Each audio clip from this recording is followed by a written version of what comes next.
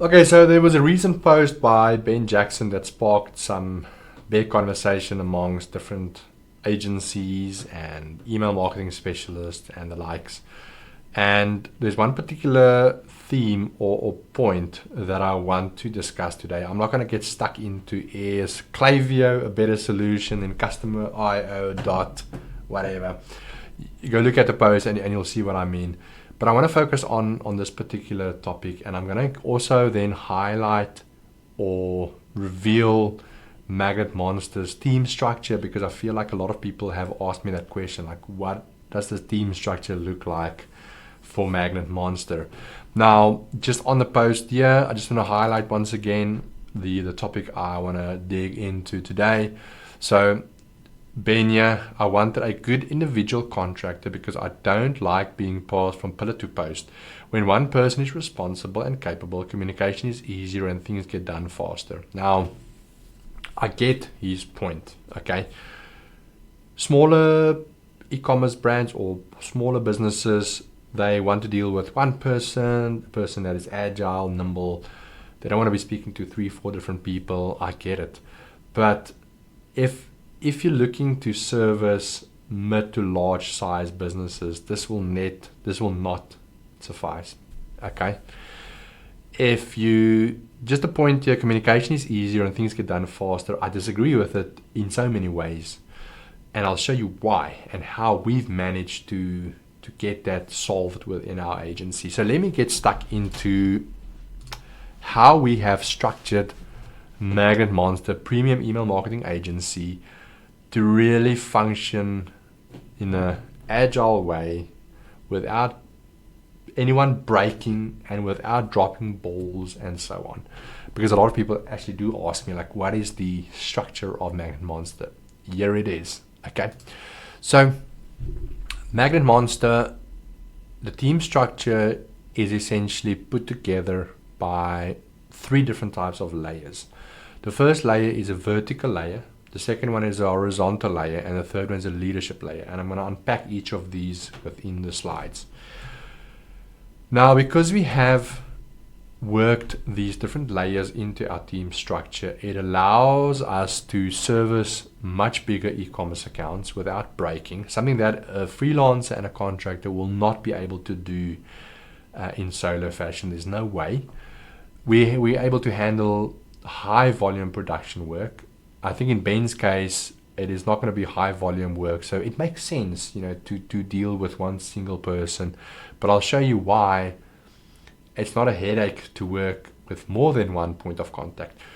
We can also move fast without breaking, and we can actually give our teams a break, vacation, maternity leave, and so on, and things will not break.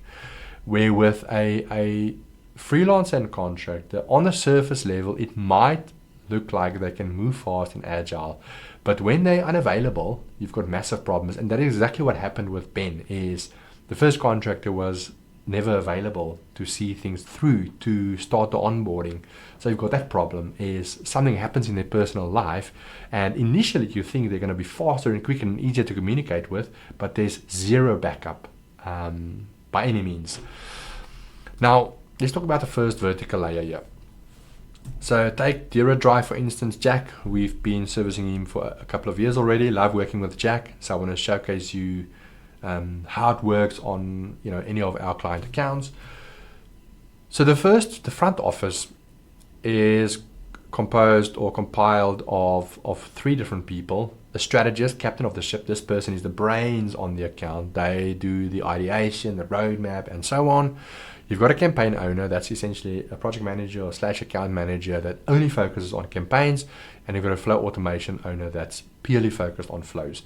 They all communicate with the client. Now, in Ben's case here is he doesn't want to deal with more than one person. But remember, people, nowadays we've got all the tools in the world to unify communication, make it seamless and consolidated. We've got a shared Slack channel. So when Jack talks to the strategist, guess who is made aware of the conversation? The campaign owner and the flow automation person. If the flow automation person talks to Jack in the shared channel, guess who's made aware of the conversation? All the people involved. And Jack doesn't need to consume brain power where he needs to remember, who do I talk to around what? No, because in the shared channel, Jack purely needs to talk about the work at hand here. Hey guys, I need to run a new welcome flow. Cool, 3 people see that.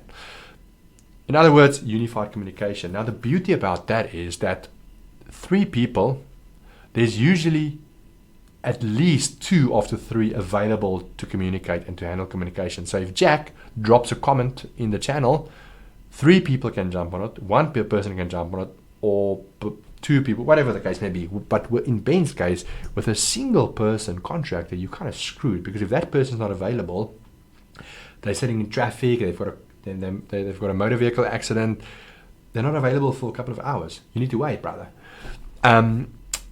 Now, if you then look at, and no dig at anyone here, like again, as I've mentioned here, there's space for everybody involved here, but I want to highlight how it differs. You also have the back office here. Now the back office is Q&A people and production people. Okay, so you've got a front and back office here, and that's a vertical layer. Now the vertical layer works like this. They all work in parallel to one another simultaneously. So the strategist can do some work while the Q&A person is doing work, while the designers and the engineers and everybody's doing work simultaneously. Where a freelancer and a contractor, they work in a sequential manner. So I need to complete task 1 before I can move over to task 2, before I can move over to task 3. And if the client is going to, communicate with me and jump on calls, I'm going to get distracted. I'm going to be occupied by a call and communication, attending to emails, and the work stands still for a bit. Okay? That's how this works. But if a freelancer is outsourcing production work, a bit of a different story. So we can work simultaneously. There's no sequential thing here. That's the first layer. The second layer is the horizontal layer. Now this one works like this. So you've got your front office people, strategist, campaign owner, flow automation owner. Because they are working in pairs, if something happens to the strategist, you've got 2 people there for backup. If this person falls sick, you constantly have backup and they can back one another up. Same goes for the back office. If one thing happens to this designer, you've got 2, 3, 4 other designers that can easily take over until that person is recovered again, or they're back from holiday, or whatever the case may be. The best thing about the horizontal layer is that me as a CEO, I do not get involved in the day-to-day stuff of account management, okay? Where a lot of agency founders are constantly involved in the day-to-day of accounts because they don't have the structure in place. I don't get involved in day-to-day stuff, only when I'm seriously needed.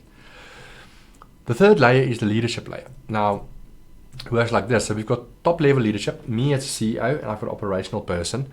We are above the head of copy, the departmental heads. So sorry about that, the alignment there looks horrible. Head of copy, head of design, head of engineer. So now you've got another layer of leadership and support. Like we can support with problem solving and decision making, hiring, recruitment, training, and so on. Each of these department heads also have people below them. Okay.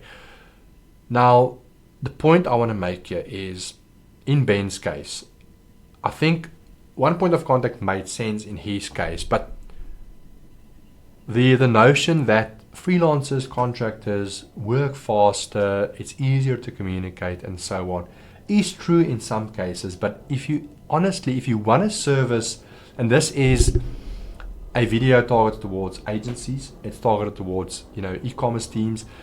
If you want to deal with an agency or freelancer or whatever person you want to deal with, ask them questions around their team structure, their operations, their back end. What does that look like? What happens when someone falls sick?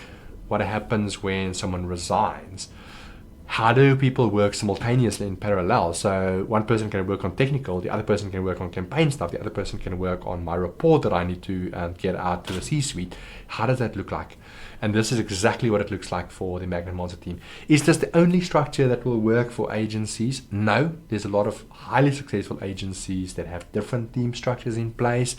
But for us, vertical layer, people can work simultaneously. They work on so many things at once. You've got the horizontal layer. There's always backup if someone falls sick and so on. And then you also have the leadership layer, which is essentially above everything else, that once again, that glues everything together. So yeah, that's how it works within Magnet Monster, and it actually gave us a superpower in so many ways. So if you've got any questions, you know where to find me, and let's keep the conversation going. Cheers.